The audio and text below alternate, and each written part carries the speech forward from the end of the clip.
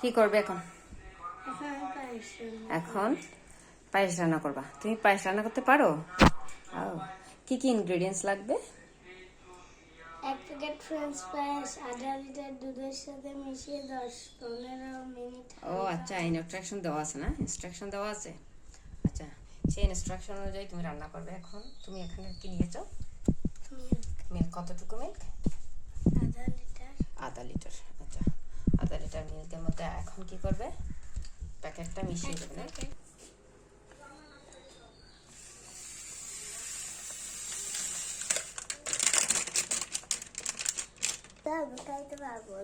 কাঠিটা আমি ধুয়ে দিয়েছি।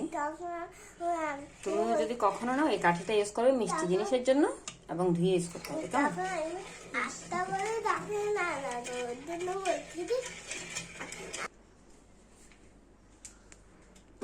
চুলা জ্বালিয়ে দাও, মিডিয়াম করো।